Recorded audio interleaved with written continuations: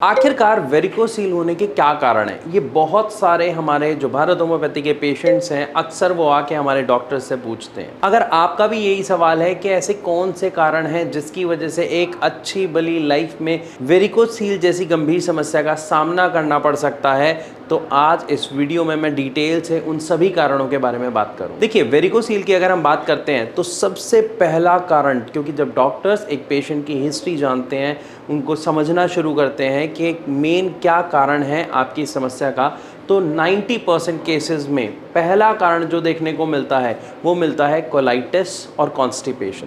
जी हाँ, आपने बिल्कुल सही सुना, पेट से जुड़ी समस्या। अगर आपका पेट ठीक से खाली नहीं हो पाता है, साफ नहीं हो पाता है, आपको बार बार जाना पड़ता है या आपको पेट में आलस आलस जैसा लगता है, तो ये आम सी लगने वाली समस्या अगर लगातार कई सालों तक बनी रहती है तो आप वेरिकोसील के पेशेंट्स बन सकते हैं। ऐसे चांसेस काफ़ी हद तक होते हैं। इसीलिए लाइफ शेड्यूल में एक्सरसाइज का करना और अपनी बॉडी को हेल्दी रखना बहुत ज़रूरी होता है। लेकिन हम सब जानते हैं, इतनी दौड़ धूप भरी ज़िंदगी में हम सब इतने बिजी हैं कि इतनी छोटी छोटी बातों पर ध्यान देना बहुत मुश्किल है। लेकिन अगर आप फिर भी इससे बचना चाहते हो तो कैसे बच सकते हैं, मैं इस वीडियो के अंत में आपको ज़रूर बताऊँगा। उससे पहले हम सभी कारणों के बारे में जानेंगे। तो पहला कारण मुझे लगता है आपको अच्छे से क्लियर हुआ कि कोलाइटिस और कॉन्स्टिपेशन यानी पेट से जुड़ी समस्या सबसे बड़ा कारण है वेरिकोसील का। ऐसा अब तक की जितनी भी हिस्ट्री हमने पेशेंट्स की है उनके थ्रू हमें जानने को मिला। इसके बाद अगर हम सेकंड रीजन की बात करते हैं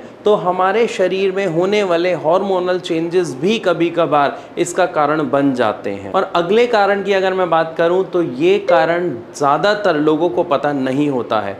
कई बार ऐसा देखने को मिलता है, यानी परिवार से जैसे हमें कई समस्याएं एक बच्चे को जन्म के साथ ही मिल जाती हैं, उसके जेनेटिक में ही आ जाती हैं, उसी तरीके से वेरिकोसील के चांसेस भी कुछ परसेंट होते हैं कि ये समस्या आपको जेनेटिक देखने को मिले। कि यानी अगर आपके पिताजी में ये प्रॉब्लम थी तो चांसेस हो जाते हैं कि ये प्रॉब्लम आपके अंदर भी आ सकती है। इसके बाद अगर हम बात करते हैं अगले कारण की, तो ये बहुत इंपॉर्टेंट है। अक्सर हम देखते हैं कि हमें जब भूख लगती है तो हम कुछ भी खा लेते हैं, कभी मोमोज, कभी चाउमीन, कभी बर्गर या कुछ भी। लेकिन इसके कारण हमारे शरीर को जो न्यूट्रिशन वैल्यू मिलती है वो ज़ीरो होती है। ये हम सब जानते हैं। इसीलिए कहा जाता है कि फास्ट फूड टेस्टी तो ज़रूर होता है लेकिन उसकी न्यूट्रिशन वैल्यू बिल्कुल ज़ीरो होती है। और हमारी बॉडी में जो टेस्टिकल के फंक्शन होते हैं उन सब को न्यूट्रिशन की ज़रूरत होती है। लेकिन हम जितना भी न्यूट्रिशन खाते हैं, मान लेते हैं कि आप एक अच्छी डाइट लेते हैं जिसमें आप बादाम, काजू, सब कुछ अच्छे विटामिन्स, मिनरल्स, फ्रूट कंज्यूम कर रहे हैं, तो वो सारा का सारा न्यूट्रिशन हमारी बॉडी में 7 लेवल पे डिवाइड होता है।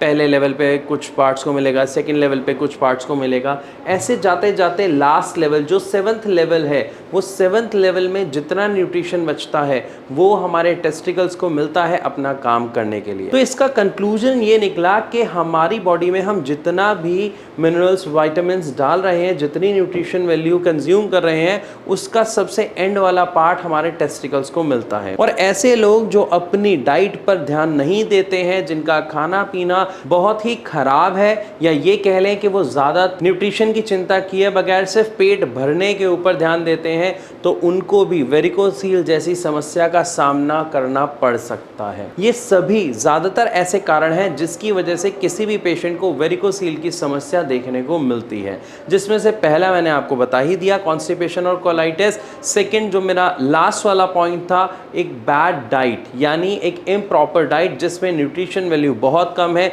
ये दो कारण खासकर देखने को मिलते हैं। इसी कारण जब आप देखेंगे कि आप किसी डॉक्टर के पास जाते हैं और आपको पता लगता है कि वेरिकोसील है, तो उन मेडिसिन्स में ज़्यादातर मेडिसिन्स क्या होती हैं, वो प्रोटीन के डेरिवेटिव्स होते हैं।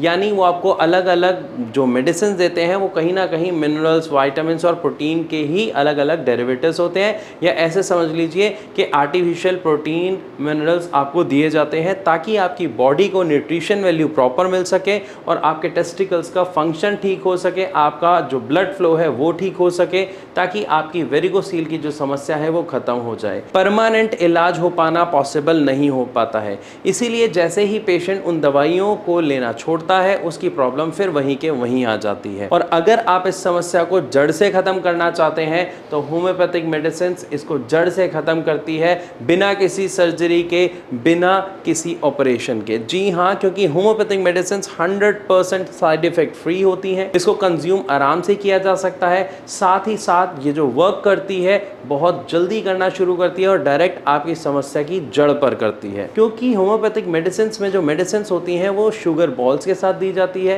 या डायरेक्ट आपको वाटर के साथ मिक्स करके कंज्यूम करनी होती है। दोनों ही तरीके से जो मेडिसिन है वो आपके ब्लड के साथ जल्दी से जल्दी मिलकर अपना काम करना शुरू कर देती है और हमें रिजल्ट्स काफ़ी जल्दी काफ़ी अच्छे देखने को मिलते हैं। अगर यहाँ पर रिजल्ट से लेके आपके मन में कोई सवाल है तो आप हमारे चैनल पर विजिट करके देख सकते हैं। हमारे बहुत सारे पेशेंट्स की रिपोर्ट हमने शेयर की हुई है कि किस तरीके से वो अपनी समस्या के साथ परेशान होकर यहाँ पर आते हैं, लेकिन कुछ ही महीनों में, किसी को 2 महीने में, किसी को 4 महीने में बहुत ही अच्छे रिजल्ट्स देखने को मिलते हैं और उनकी समस्या काफ़ी हद तक ख़त्म हो चुकी होती है। तो अगर आप भी इस समस्या से जूझ रहे हैं या आपका कोई जानने वाला इस समस्या से जूझ रहा है और आप चाहते हैं कि बिना किसी ऑपरेशन, साइड इफ़ेक्ट, चीर फाड़ के उसको ठीक किया जा सके, तो आपके सामने अब सॉल्यूशन है। सिर्फ आपको ट्रस्ट करके उस सॉल्यूशन को अपनाना है, उस ट्रीटमेंट को अपनाना है और अपनी लाइफ को सुखद बनाना है।